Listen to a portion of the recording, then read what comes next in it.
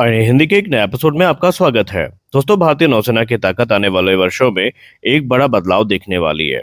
France से खरीदे गए अत्याधुनिक राफेल एम फाइटर जेट अब भारतीय नौसेना के विमान वाहक पोतों की नई पहचान बनने जा रहे हैं। ताजा जानकारी के अनुसार भारतीय नौसेना को पहला राफेल एम लड़ाकू विमान 2028 में मिलना शुरू होगा, लेकिन उससे पहले ही भारतीय पायलट और ग्राउंड क्रू फ्रांस में प्रशिक्षण लेना शुरू कर देंगे। तो आखिर राफेल एम में ऐसा क्या खास है, भारतीय नौसेना ने इसे क्यों चुना और क्या यह मिग-29 के की जगह लेने वाला है? इससे भारत की समुद्री ताकत कितनी बढ़ेगी? आज के इस वीडियो में और भी कई महत्वपूर्ण अपडेट्स हैं जिन पर हम बात करेंगे। दोस्तों, भारतीय नौसेना इस समय अपने कैरियर आधारित लड़ाकू विमान बेड़े को अत्याधुनिक बनाने की दिशा में तेजी से काम कर रही है।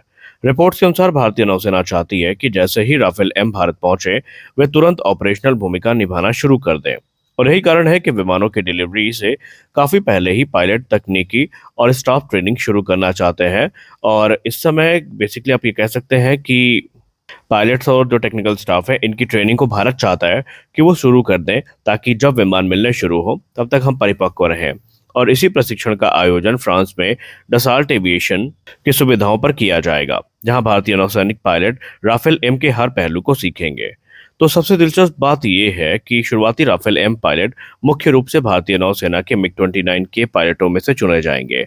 इसके पीछे का कारण ये है कि मिग-29 के उड़ाने वाले पायलट पहले से ही विमान वाहक पोत पर उड़ान भरने और उतरने का अनुभव रखते हैं। वे स्की जंप और टेक ऑफ और अरेस्टेड लैंडिंग जैसी जटिल प्रक्रियाओं में प्रशिक्षित हैं। और इसीलिए भारतीय नौसेना ये मानती है कि यही पायलट सबसे जल्दी राफेल एम में ट्रांजिशन कर पाएंगे।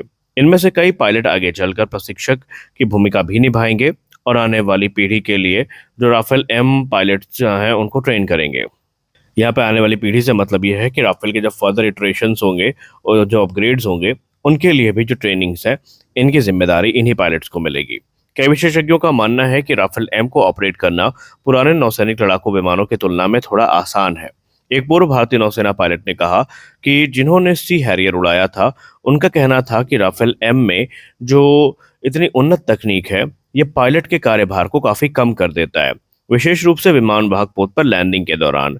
अगर आप जानते हैं तो कैरियर पर लैंडिंग दुनिया के सबसे कठिन सैन्य ऑपरेशनों में से एक मानी जाती है, जहां पायलट को एक साथ गति, ऊंचाई, दिशा, एंगल ऑफ अटैक और जहाज की स्थिति पर नजर रखनी पड़ती है। लेकिन राफेल एम में मौजूद आधुनिक फ्लाइट कंट्रोल सिस्टम इन कार्यों को काफी हद तक स्वचालित बना देता है। राफेल एम की सबसे बड़ी खासियतों में से एक है इसका सीटीपी या ऑटो थ्रोटल सिस्टम। अब यहाँ पर यह सिस्टम अंतिम लैंडिंग के दौरान इंजन की शक्ति और विमान की गति को खुद नियंत्रित करता है। साथ ही विमान के कैनार्ड्स और और दूसरी चीजों को लगातार समायोजित करता है, ताकि विमान सही एंगल और गति बनाए रख सके। इसका फायदा यह होता है कि पायलट को बार बार थ्रॉटल एडजस्ट नहीं करना पड़ता और वो अपना पूरा ध्यान विमान वाहक पोत के डेक पर सुरक्षित लैंडिंग पर केंद्रित कर सकता है।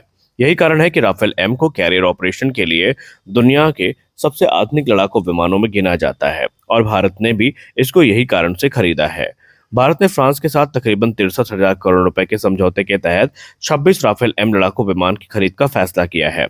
ये भारतीय नौसेना के इतिहास के सबसे महत्वपूर्ण आधुनिकीकरण कार्यक्रमों में से एक माना जाता है। इन विमानों का मुख्य उद्देश्य वर्तमान मिग-29 के बेड़े को धीरे धीरे रिप्लेस करना है।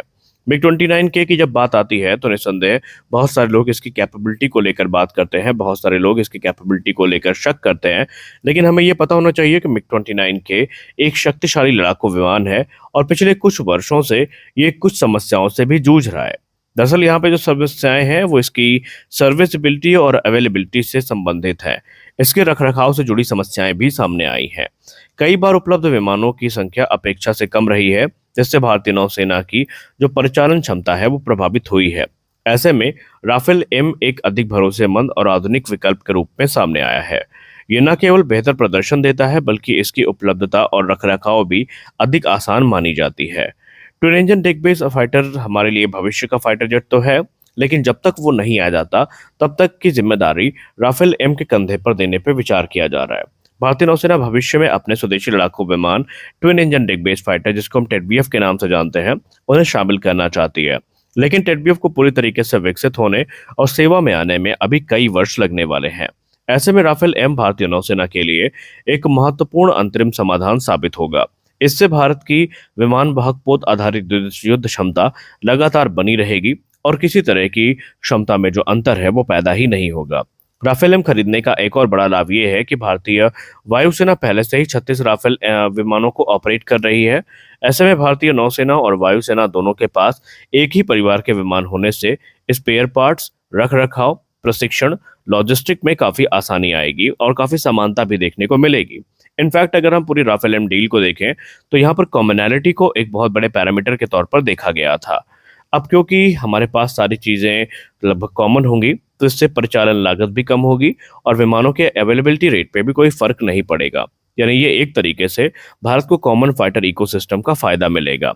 अब इस सौदे के लिए एक और महत्वपूर्ण बात यह है कि राफेल एम केवल विदेशी हथियारों पर निर्भर नहीं रहेगा। समझौते के तहत भारत के स्वदेशी हथियारों को भी इस विमान में एकीकृत किया जाएगा।